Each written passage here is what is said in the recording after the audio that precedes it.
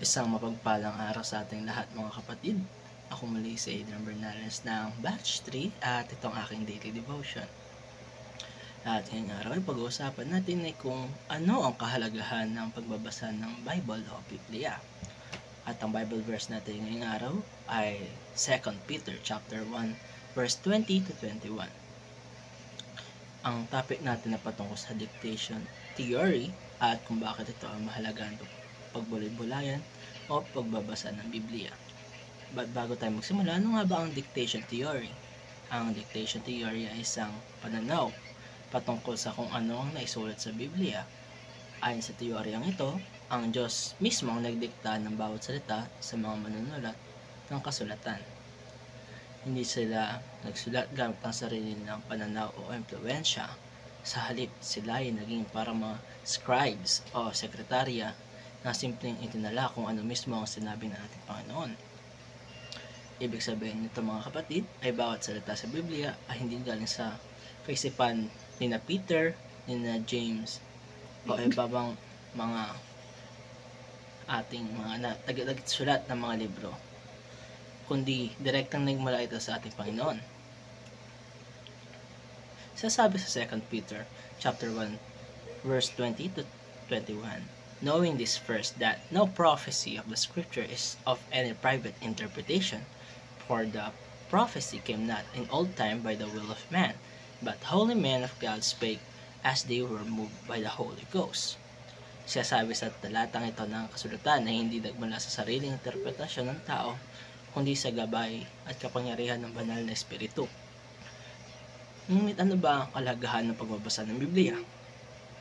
Maraming tao ang nagtataka kung bakit kailangan basahin natin ang Biblia kung ito ay isinulat ng libo-libong tao kung libo-libong taon na ang nakalipas. Pero kung ito ay ating pagbubulayan, dahil ito ay mismo na salita ng Diyos, ito rin ang ating naging gabay sa buhay natin ngayon. At unang-una ay it is influenced by human personalities. Kahit na ang Biblia ay direktang mula sa Diyos, ginamit niya ang iba't ibang tao upang isulat ito.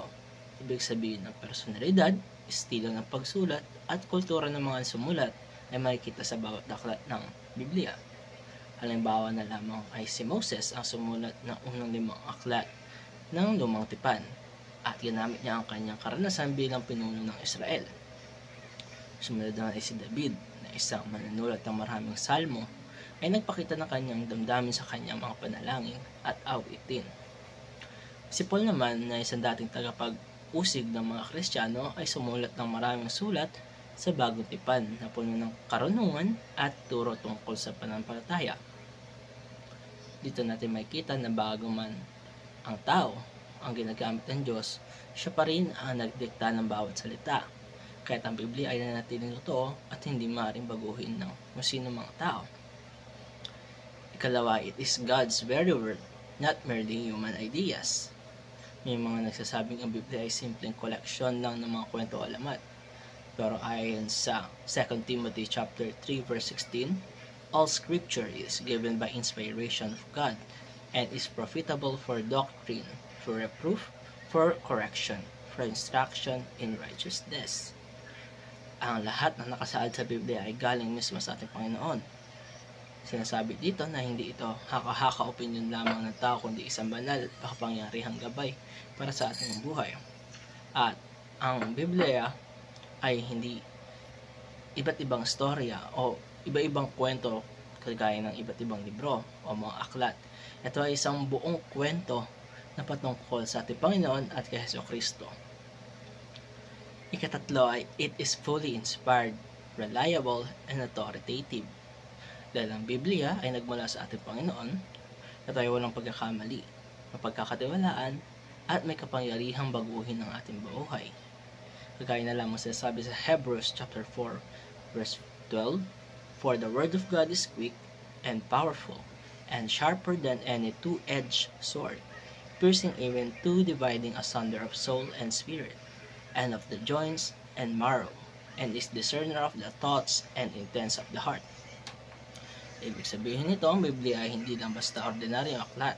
Ito ay buhay at makapangyarihan. Ito ang nagbibigay ng kaliwanagan, gabay at direksyon sa ating mga buhay. Kung kaya, mga kapatid, paano nga ba natin ito ma-apply sa ating buhay? Dahil ang Biblia ay mismo salita ng Diyos, dapat natin itong basahin, unawain, at isabuhay. Mayroon tayong ilang paraan upang mas mapalalim pa natin ang ating pag-aaral ng salita ng Diyos. Unang-una ay maglaan tayo ng araw para sa pagbabasa ng Biblia. Kahit 10 to 15 minutes lamang ay malaking oras na ito para magpatuloy na lumago sa kalaman ng kanyang salita. Kalawa ay manalangin tayo bago magbasa. Humingi tayo ng gabay sa Panginoon at pangunawa upang mas maunawaan natin ang kanyang mensahe o ang kanyang nais iparating sa atin. At i-apply natin ito sa ating buhay. Huwag lang tayo maging tagapakinig, kundi tagapagganap din ng salita ng Diyos. Hindi sapat na ito ay ating binabasa lamang o inuunawa. Ito ay mahalaga rin na in-apply natin sa buhay o pinabahagi natin sa iba upang magkaroon din ng kaalaman ng ibang tao at lumago tayo sa salita ng Diyos at sa kanyang pagmamahal. At mga kapatid, dito nagtatapos ang aking daily devotion. Maraming salamat sa panonood.